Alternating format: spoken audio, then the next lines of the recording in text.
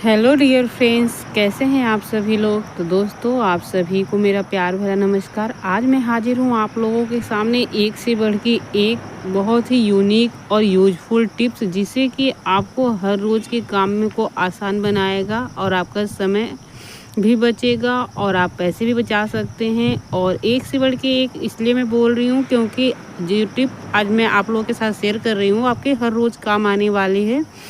तो इसलिए जो आज की टिप है वो आप सभी को जानना बहुत ज़रूरी है। तो वीडियो में एंड तक बने रहें और हर टिप को समझें, क्योंकि सारी की सारी टिप आपको हमेशा काम आने वाली हैं। और इस तरह से फ्रेंड्स, चलिए शुरू करते हैं। तो देखते हैं पहले तो अगर आप चैनल पे नए हैं तो चैनल को सब्सक्राइब करें, बेल आइकन को प्रेस कर दें, जिससे हमारी आने वाले वीडियो की नोटिफिकेशन सबसे पहले आपके पास पहुंचे। वीडियो में कोई कमी हो तो आप कमेंट के जरिए बता सकते हैं।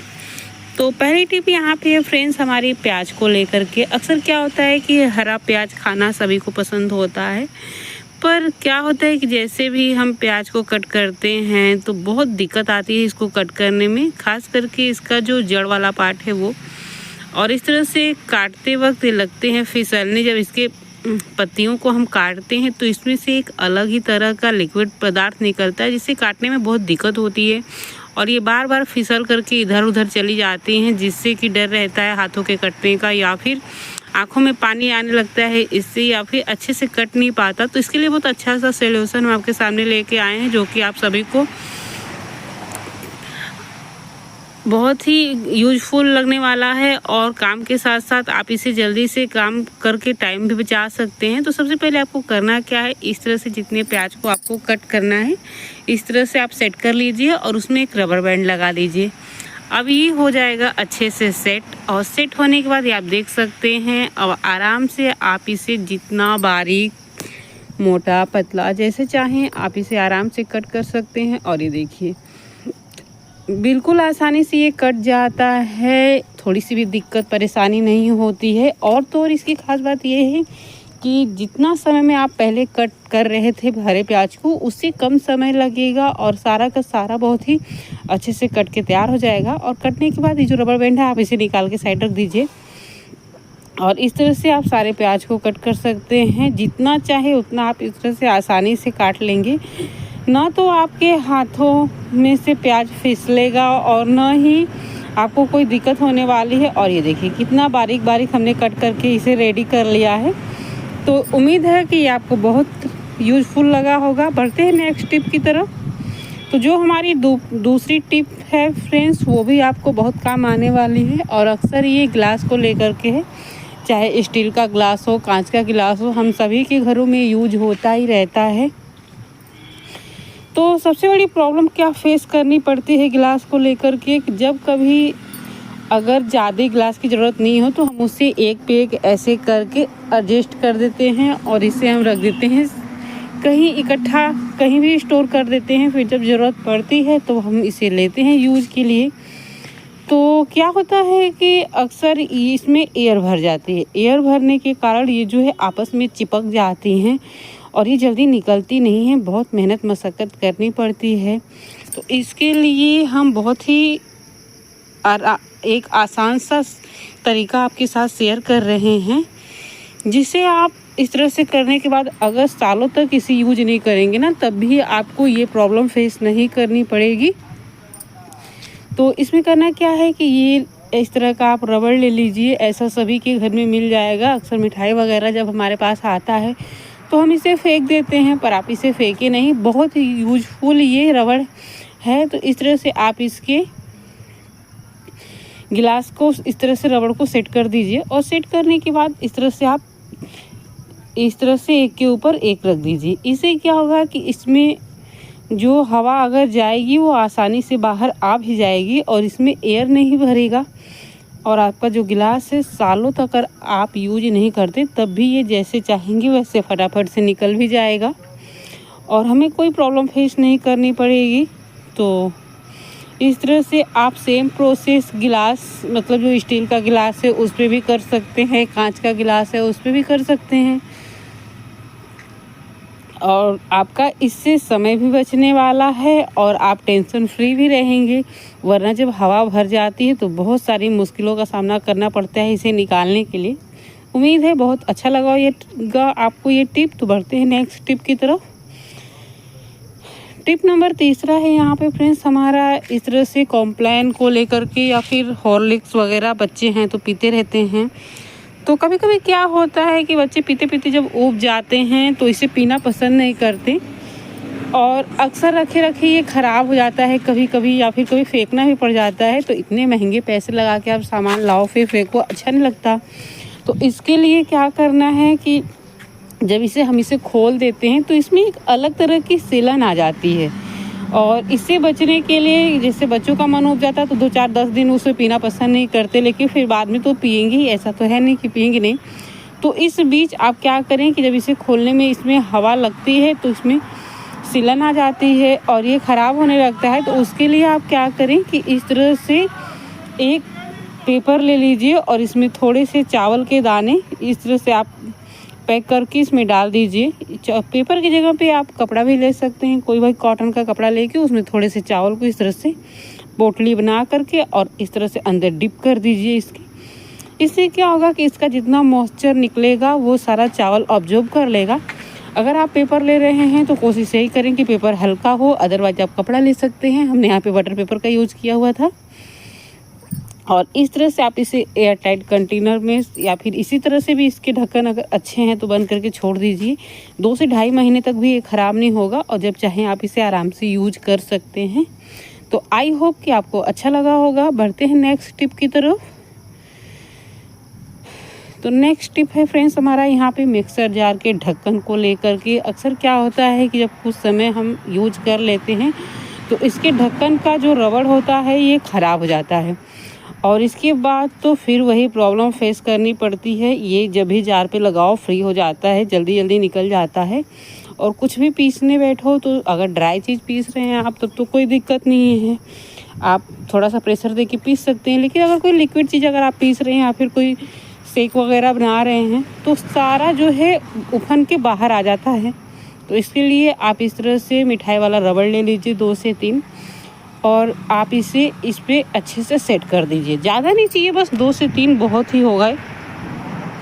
और सेट करने के बाद ये देखिए इस तरह से आप स्क्रीन पे दिखाए गए तरीके से आप सेट करिए और इस तरह से लगा करके अब आप यहाँ पे यूज कर सकते हैं। अब आप लगाएंगे तो ये बिल्कुल अच्छे से एयर पकड़ ले रहा है और सेट भी हो जा रहा है।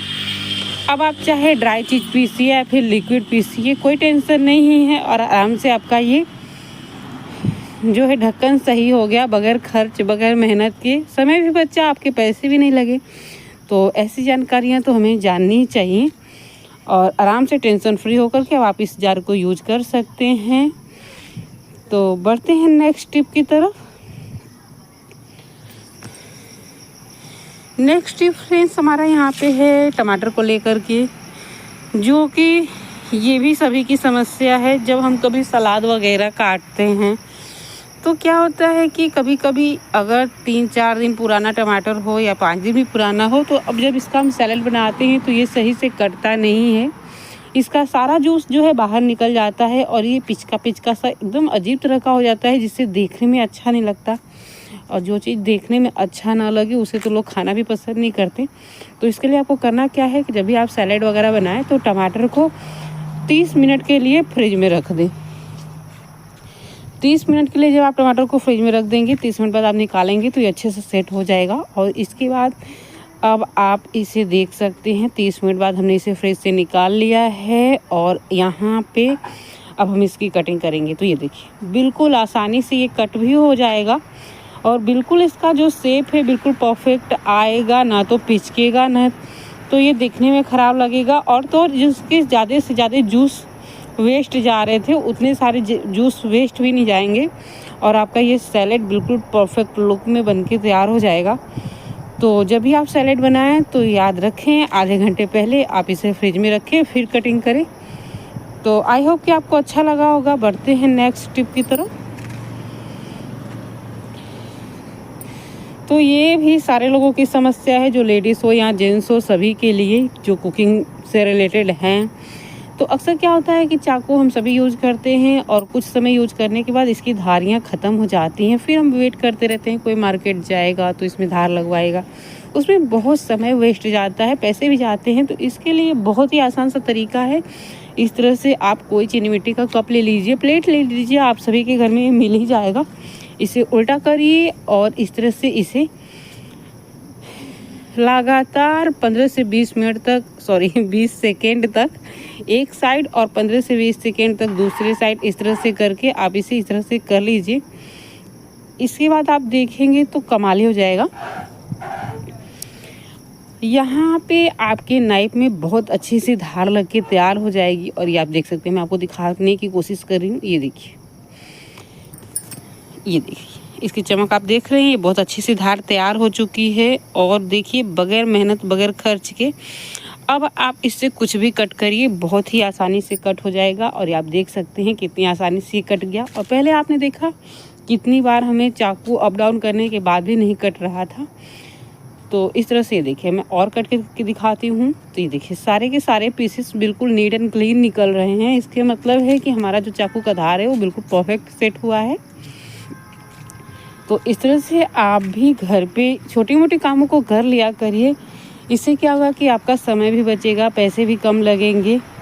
तो बढ़ते हैं नेक्स्ट टिप की तरफ, जो कि बहुत ही यूजफुल और आजमाया हुआ नुस्खा है। तो इसके लिए फ्रेंड्स क्या होता है कि अक्सर हम सभी लोगों के घर में दूध तो यूज होता है, बगैर दूध के तो कोई भी किचन में काम जल्दी नहीं हो पाता।